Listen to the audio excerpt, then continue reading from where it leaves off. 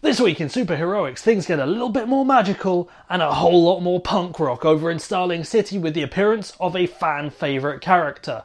I'm Phil Boothman, and I'm not the nicest bloke you've ever met, but I do me best.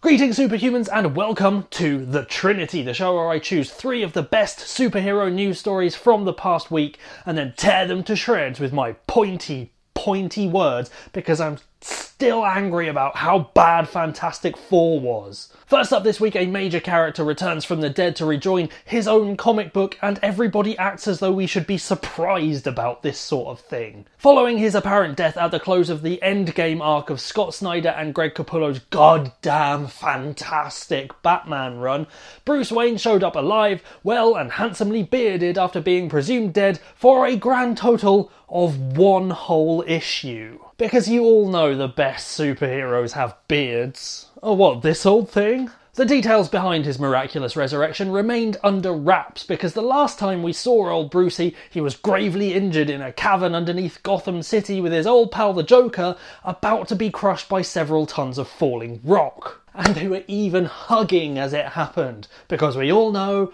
Bats and the Joker are soulmates. However, as the latest issue of the comic shows, he was revived through mysterious means, presumably related to the large quantities of the chemical Dionysium present in the cavern. For those of you not in the know, Dionysium is the chemical which gives Ra's al Ghul's Lazarus Pit its healing properties, and which the Joker claimed had kept him alive and well for centuries. I think you know what I'm gonna say.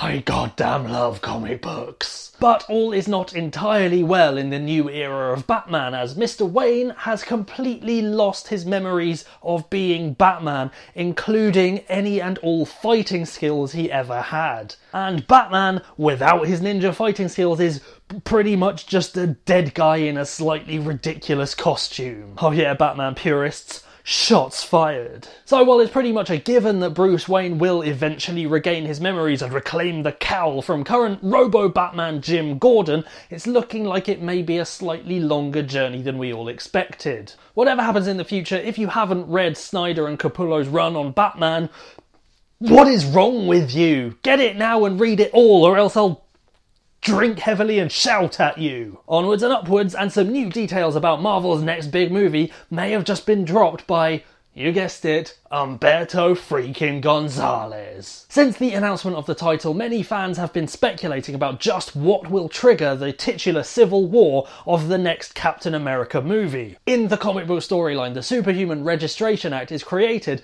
after a supervillain named Nitro attacks a group of celebrity superhumans shooting a reality TV show. Just go with it. And in the process, blows up a school full of children, prompting the US government to act against superhumans who may be encouraging similar acts of terrorism. However, a new report from Gonzalez's Heroic Hollywood site claims that the Marvel cinematic version of the Civil War will be triggered by a skirmish between Captain America, Scarlet Witch, and Brock Crossbones Rumlow. A skirmish which ends with Crossbones detonating an explosive suicide vest and wiping out an entire building full of civilians. Pretty messed up.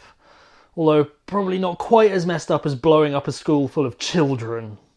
That was a bit far. It's an interesting tidbit, although one that doesn't make complete sense considering Crossbones was given a pretty hefty dose of origin story in Captain America the Winter Soldier, and nobody in their right mind would kill a character like that off so early in the sequel. Unless, of course, your name is Brett Ratner and you have something against Scott Summers. Combine that with the fact that the movie version of the Superhuman Registration Act is reportedly called the Sokovia Accords, and it suggests that the Avengers' actions in Age of Ultron have more to do with the decision than a big old explosion. So take a Hulk-sized pinch of salt for this one, but if it turns out to be true, then it looks like it's all Cap's fault. But either way, we will be picking sides in the Civil War on May 6th, 2016. And finally, my very favourite superhero TV show is set to bring an old fan favourite character back from the shadows, and it looks like things are about to get very spooky indeed. Because none other than the hard-drinking, chain-smoking, cynical, working-class occult detective in a sweet, sweet trench coat, John Constantine, is coming to Arrow in the upcoming 4th season. And not only that, but he will be played by Matt Ryan, reprising his role from the recently cancelled NBC TV series Constantine. So it looks like the Arrow can even save people from the TV graveyard. So if we can just get him to bring back Firefly, we can all rest easy. It's an unexpected move from the show, albeit one highly requested by fans, as presumably the rights have to now move from one network to another. But regardless of behind the scenes details, the casting has been 100% confirmed. Constantine will show up in episode 5 of the new season, confirmed to be titled Haunted. And his appearance will presumably allow the show to explore the more supernatural, magical side of things introduced last season in the form of the Lazarus Pit. But is it formed from Dionysium? We just don't know. Indeed, producer Mark Guggenheim has confirmed that Constantine's appearance